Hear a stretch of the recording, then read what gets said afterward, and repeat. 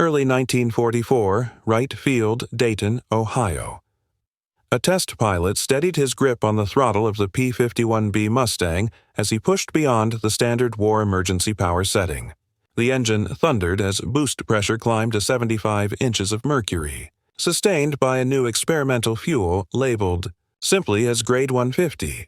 The airspeed indicator swept past figures that represented the frontier of what Allied fighters had previously achieved. At 25,000 feet. The Mustang was accelerating through 448 hours. Test engineers on the ground exchanged glances as the radio crackled with the pilot's voice. This wasn't a minor advancement. It was a breakthrough wrapped in purple-tinted aviation gasoline, a chemical advantage so profound it would upend every assumption the Luftwaffe held about American fighter capability. The war in Europe was about to change, and the catalyst wasn't a new aircraft design or a tactical innovation, but a fuel that enabled existing fighters to perform at levels that defied German expectations. What the Luftwaffe did not yet realize was that American and British fuel chemists had accomplished something the Third Reich's synthetic fuel program could never replicate.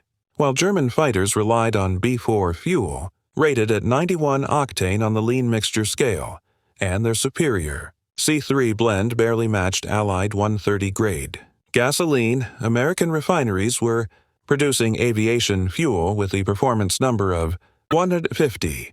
The implications were staggering. A P-51 Mustang operating on standard 130 grade fuel could reach 437s at 25,000 feet.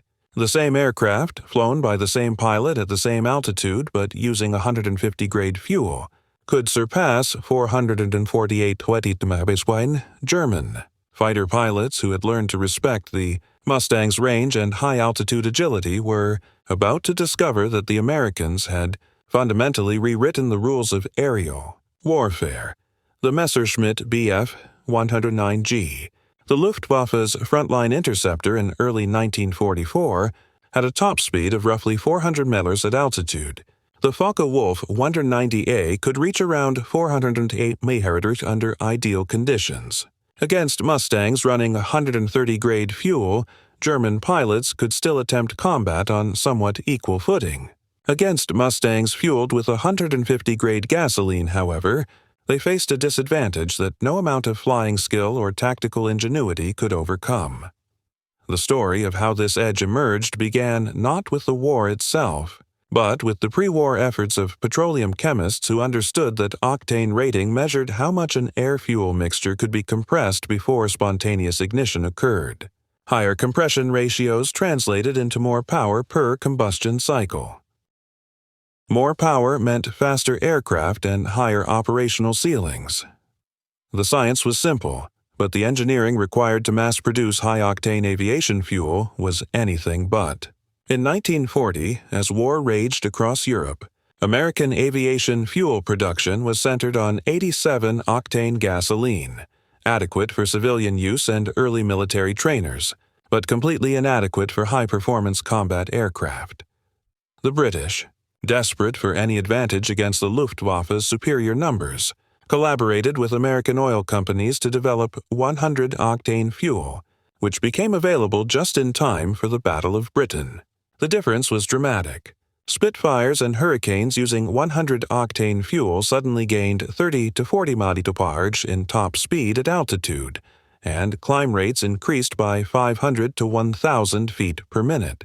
German pilots, who had once enjoyed a clear performance edge with their 91 to 100-octane fuel, now found themselves evenly matched. The development of 130-grade fuel provided another leap forward.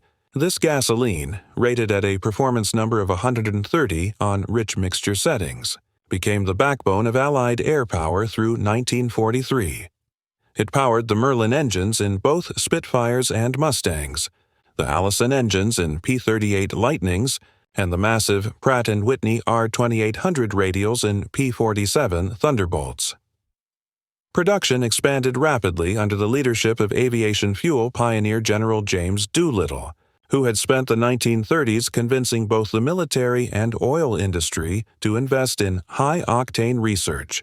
By 1943, 17 Allied refineries were producing advanced aviation gasoline using the catalytic cracking process perfected by French émigré engineer Eugène Houdry. American refineries alone were generating millions of gallons each month, enough to power both the bomber offensive over Europe and the ever-growing fighter escort forces that shielded them. German fuel production, by contrast, was hampered by its dependence on synthetic fuel derived from coal. The Burgess process that converted coal into aviation gasoline was technically sound, but slow, costly, and resource-intensive. Even at peak output, Germany produced only a fraction of the high-octane fuel flowing from American refineries. Most German aircraft flew on B-4 fuel rated at roughly 91 octane on the lean mixture scale. Their premium C3 blend, used mainly in BMW 801-powered Focke-Wulf 190s and select Messerschmitt variants, was roughly equivalent to Allied 130-grade fuel but available in far smaller quantities. By 1944, perhaps two-thirds of German aviation fuel output was C3 grade, but that still represented only a fraction of Allied production. Understanding fuel performance requires grasping a basic truth of internal combustion. Octane ratings measure resistance to detonation. As a piston compresses the air-fuel mixture during the compression stroke, both pressure and temperature rise sharply. If the mixture ignites prematurely before the spark plug fires, the result is detonation, an uncontrolled explosion rather than a smooth burn. Such shock waves can damage or destroy critical engine parts. A higher octane rating means the fuel can tolerate greater compression without detonating. Octane ratings technically stop at 100, since that represents resistance equal to pure iso-octane, the benchmark standard. Performance numbers measure how much beyond that threshold a fuel can operate.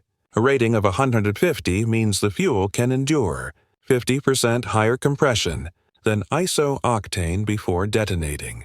Creating such a fuel required adding anti-knock compounds, chiefly tetraethyl, lead, and carefully blending aromatic hydrocarbons such as toluene and xylene with refined base gasoline. British fuel chemists at the Royal Aircraft Establishment spent 1942 and 1943 testing countless blends, seeking the ideal balance of anti-knock performance, energy density, and production practicality.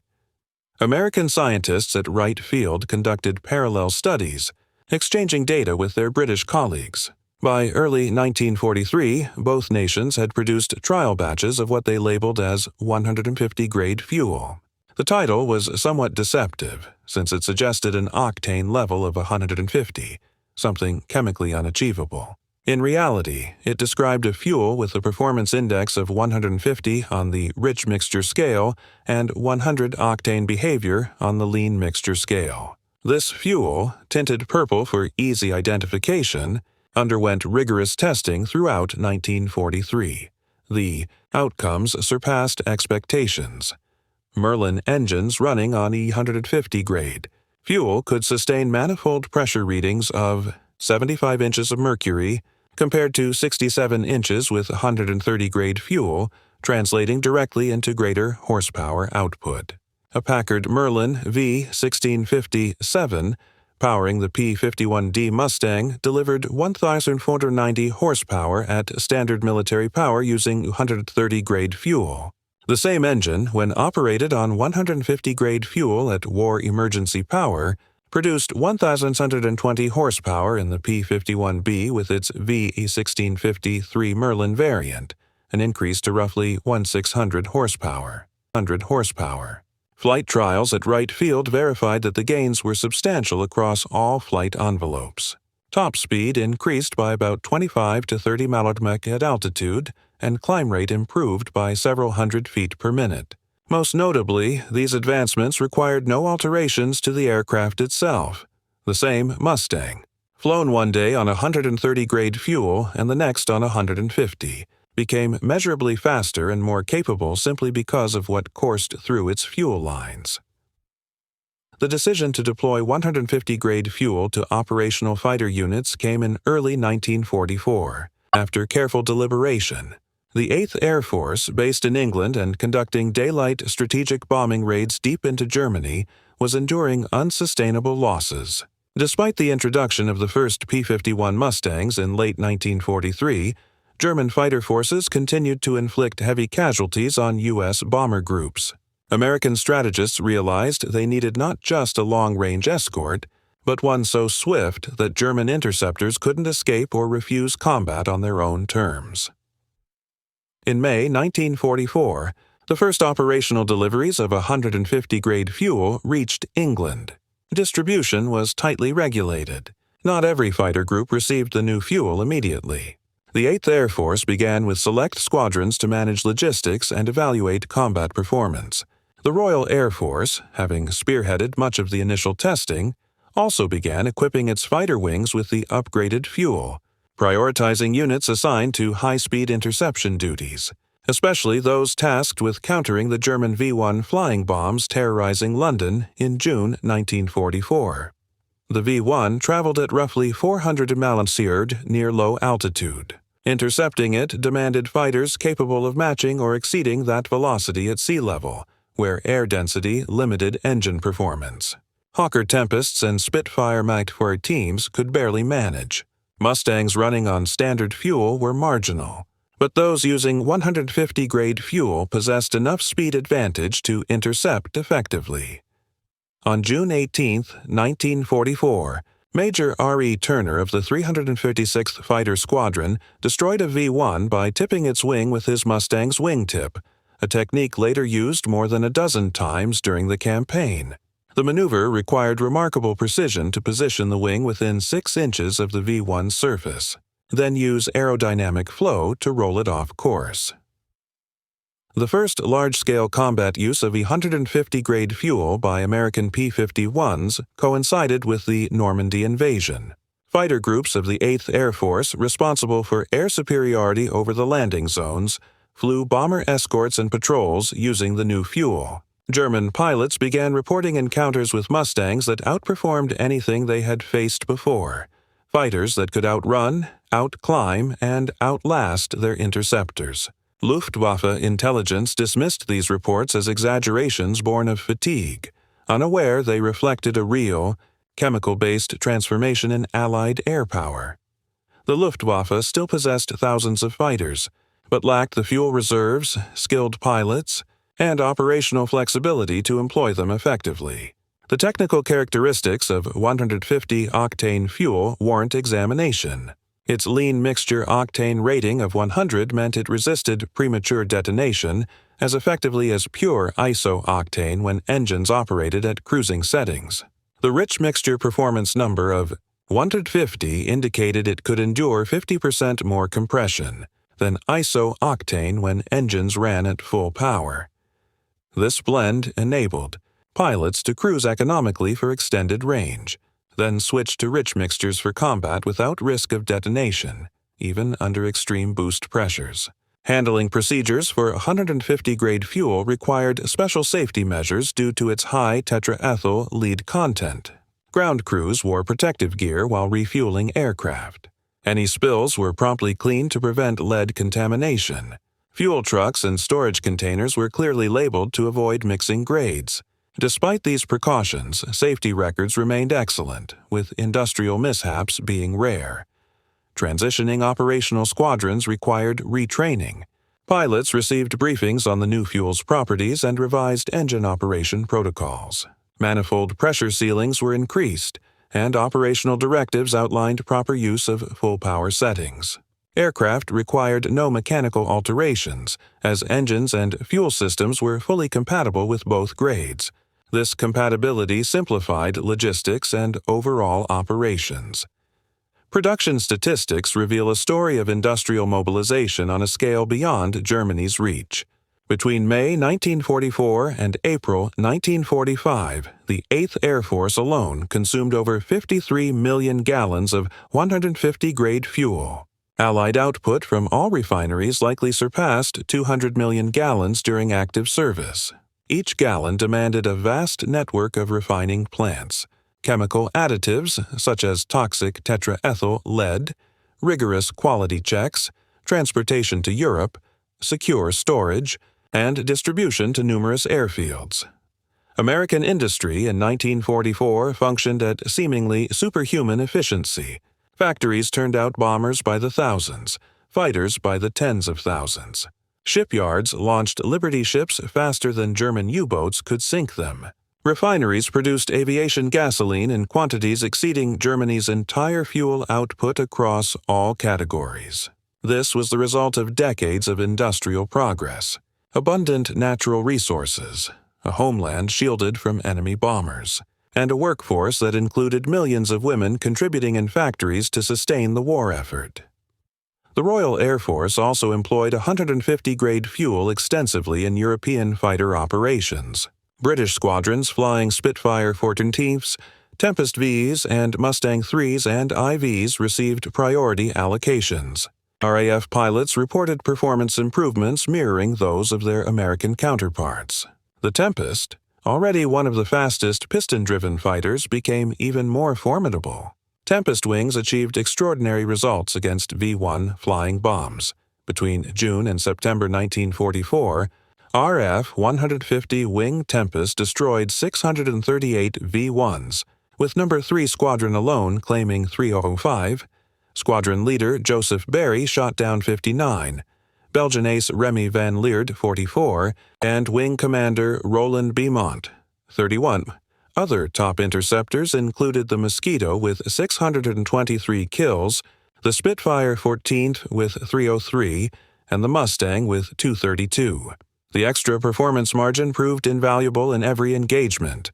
The combat effectiveness of 150-grade fuel was demonstrated. Time and again through late 1944 and early 1945, fighter units equipped with the new fuel reported higher victory counts and reduced losses. By March 1945, nearly every P-51 group was operating with 150-grade fuel. Combat reports from this period show overwhelmingly one-sided encounters. German fighters seldom engaged Allied formations effectively, and when they did, they suffered devastating losses. By April 1945, many missions over Germany encountered no aerial opposition at all.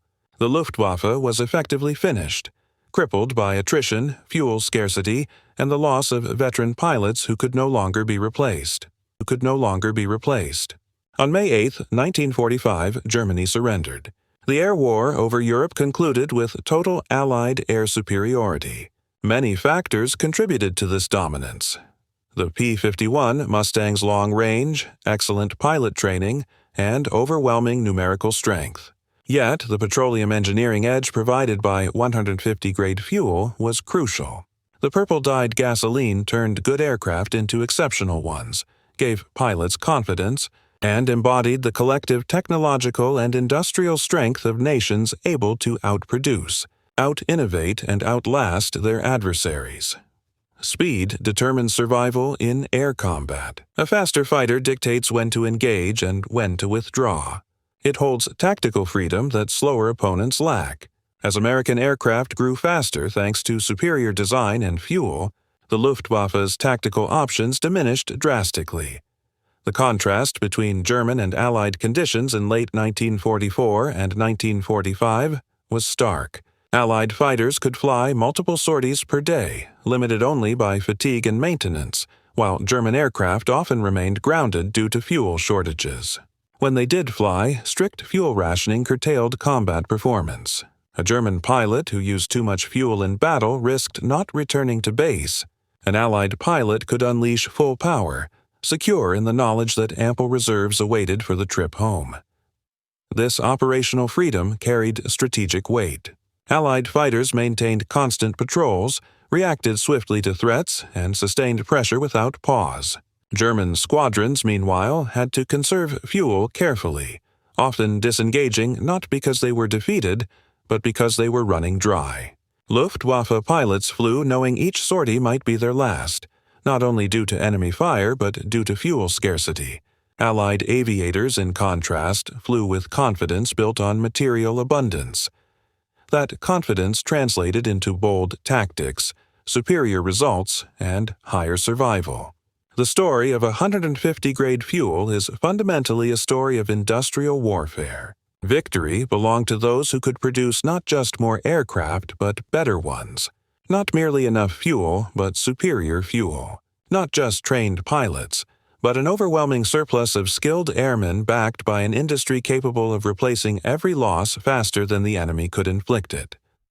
American and British fuel chemists, though they never flew over Germany or faced flak and enemy interceptors, made contributions measured in manifold pressure and horsepower.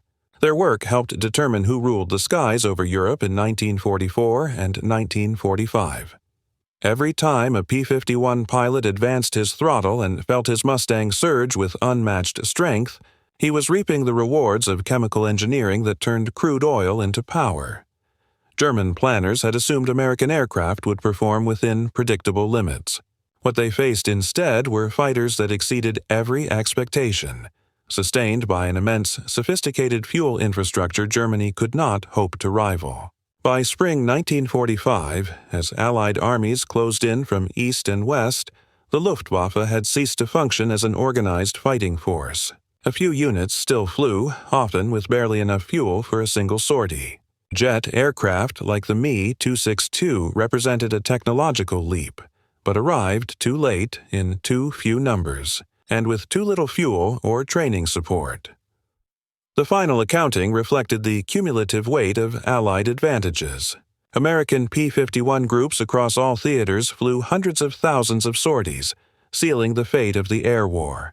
They claimed approximately 4,950 enemy aircraft destroyed in air combat and another 4,131 destroyed on the ground.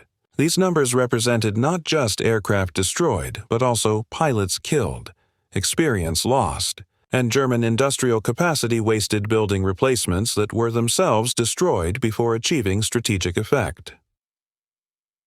Grade fuel was not solely responsible for this outcome, but it was a significant contributing factor. It represented the margin of superiority that made the difference between a close fight and a decisive victory. The 440 totwedek that a properly boosted P-51 could achieve represented not just velocity, but also technological superiority and industrial capacity. This is what German planners had not anticipated: that American fuel scientists and petroleum specialists working far from any front line could develop a weapon as potent as any cannon or explosive. That purple-tinted gasoline could shape aerial warfare as decisively as superior strategy or advanced training.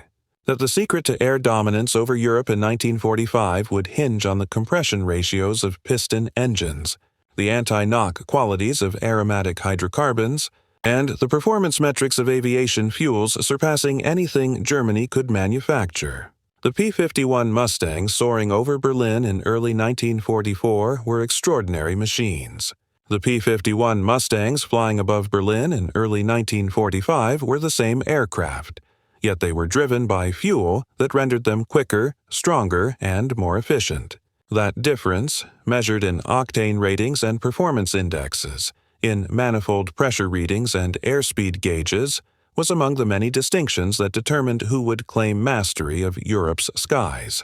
Within that outcome lay the downfall of Nazi Germany and the proof of Allied industrial strength, embodied in a purple liquid poured into fuel tanks consumed by powerful engines, and converted into victory one mission at a time.